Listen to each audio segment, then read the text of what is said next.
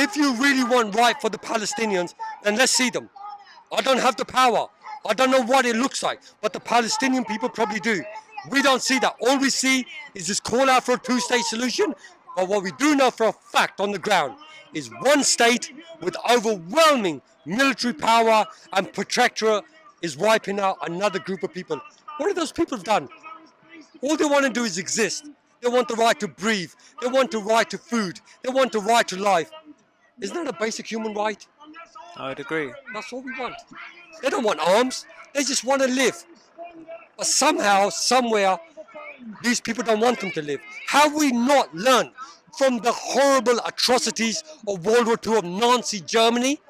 Have we not learned from those kind of people? 1, 2, 3, 4. Occupation no more. 5, 6, 7, 8. Israel is a terrorist state. From the river to the sea, Palestine will be free. Okay, so here today, the main chant has been Free Palestine. Can you just start off by telling me, what does that mean to you? Well, when we look back in history, there's always been colonial countries that are colonized, and Free Palestine is a continuation of freeing countries and liberating them and allowing people this democracy, allowing people self-determination, allowing people enfranchisement. So yeah, this is what Free Palestine is giving people the same rights that everyone claims to support in the West and across the world. So yeah. Don't you cry! Palestine will never die! People talk about a two-state solution. People talk about a one-state solution. There's a lot of controversy around all of it. There's issues with, do you have views on those practical ideas for how to move forward without this sort of deadlock? I mean, it's a big question. I mean, I think it's a difficult one, that one. You've got, like, at the end of the day, you know, it stems from colonialism and British colonialism. We need to recognise empire in order to get through this. I think that's a really important step. I think Britain needs to acknowledge its role in the situation. I think America needs to reassess how it relates to the situation. Obviously, you know, you can go, the State of Israel should never have been created on Palestinian land in the first place. There's also the fact that, you know, there's people who are the grandchildren of people who were born in the current State of Israel, and that is their home. Sure. You know, that is also the case. However, there's also millions of people who are still living outside of Palestine and unable to return. So, yeah, it's really complicated. It's not a simple solution. I think there's going to have to be a lot of talks. But the first thing that has to happen is a united consensus of, we need to stop the killing. We need to stop the kind of, and that needs to be a unified international, you know, decision to go, no, wait, this needs to stop.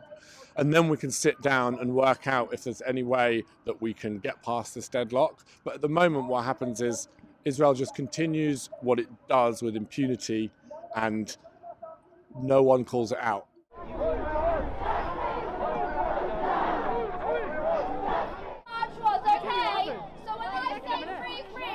Just to clarify, the stolen land, do you mean the land that was stolen in the war in 1948 or 67? All of it.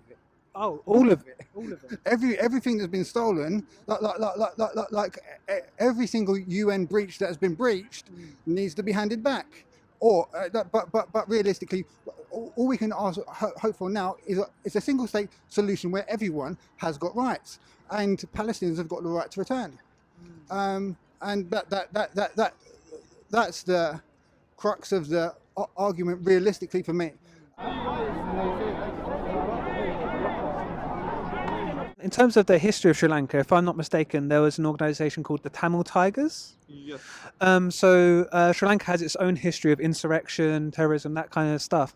Do you think there's any similarities between what happened in Sri Lanka and what's happening in Palestine now? Because it was an internal conflict. It was not people coming from the Europe or any other places to settlement. because it was indigenous people, and we had a problem of language, culture, and things like that. But we have settled it. Now we, as Sri Lankans, we all our communities, we live together in peace. If you come to Sri Lanka, you can see people in the north and the people in the south. We are all living together now without any problem. Earlier we had fears of terrorism and stuff like that. But then, now the things have been settled, and it doesn't end for it.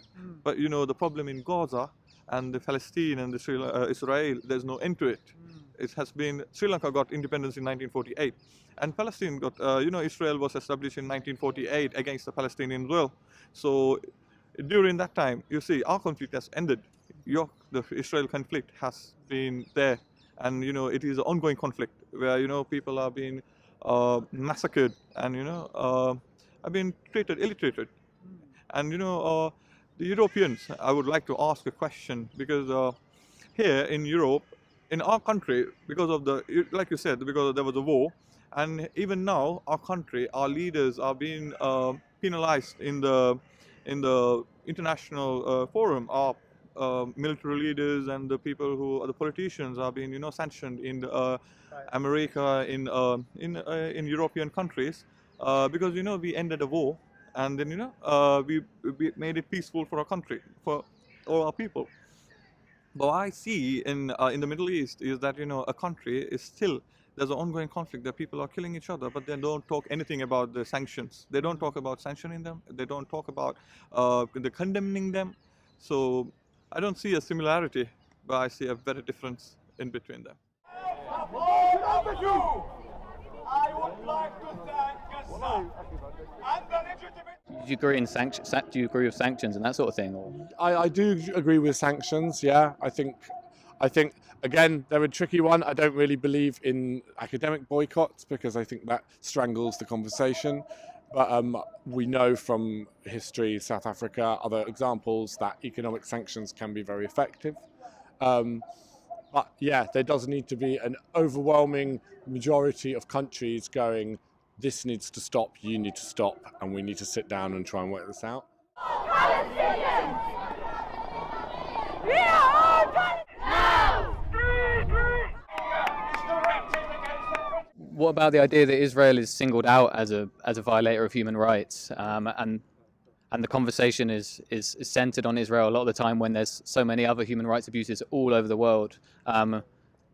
How would you explain that or justify it? Yeah, so Israel has committed, I think it's like 67 UN violations, right? And the West haven't done anything for that. Saudi Arabia has committed human rights violation, which people have gone against and tried to put in bills to prevent arms going in the war with Yemen. Iraq committed, I think it was 2 UN violations, and they invaded Iraq. So Israel isn't singled out. It's singled out in the fact that nothing's happening when it commits these UN violations, because the big Western democracies like the USA, England, France, Europe, etc., don't want to, for whatever reason, criticize Israel for the actions. Even now, the only statement you hear is that, oh, Israel has the right to defend itself. Sure, all lives matter. Everyone says that, but that's not the question here. Finding this crisis and the calamities that has before. What do you think about the controversies, especially in terms, we noticed here asking people questions that there was a crossover with kind of left conspiracy theories, and some of it sort of, there's anti-Zionism, which isn't necessarily anti-Semitism, arguably, but there is also some clear kind of direct anti-Semitism, and it's related to this movement. Does that concern you? And do you think the edges are blurry, or do you think it's easily identifiable? And so that's a tricky one. So I think, yeah, okay, look, you've got the Israel propaganda machine, which uses uses the idea that criticizing Israel is anti-Semitic, right? Now, there is certainly a truth in that. People jump on Israel and they don't jump on, say, the Moroccan oppression of the Sahrawi people in Western Sahara. And why is that?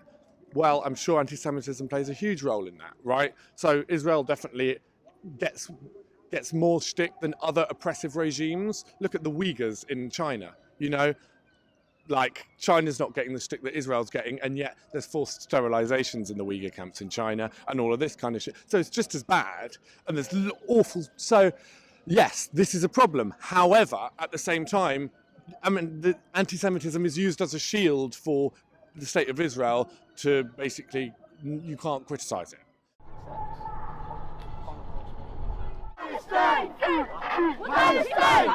Do you think it would help more if Israel acknowledged these grievances more, and has enough of that been done? What do you think? Absolutely. I think it's the case with, I mean, for example, Azerbaijan, right? Like in Turkey, it's a great example of Armenian genocide where all they want is recognition. I'm from Ukraine, right? So Russia, for example, exterminated my people and they killed almost 10 million of us.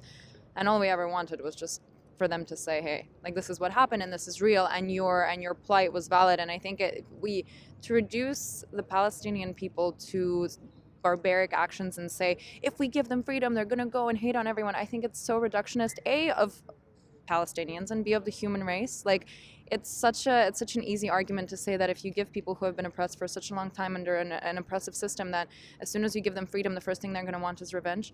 The first thing they're going to want is just to live like human beings. The first thing they're going to want is for their children to be able to go to school and not die and not have to carry their like graves on their shoulders. Like, fundamentally, I think at this point, I think Palestinian people are so tired, and this is not the best argument here, but they're so tired that they wouldn't even have the power to do what? To organize themselves, to bomb a state that just gave them freedom and the ability to live a decent life. I don't see that I personally don't see that being the case.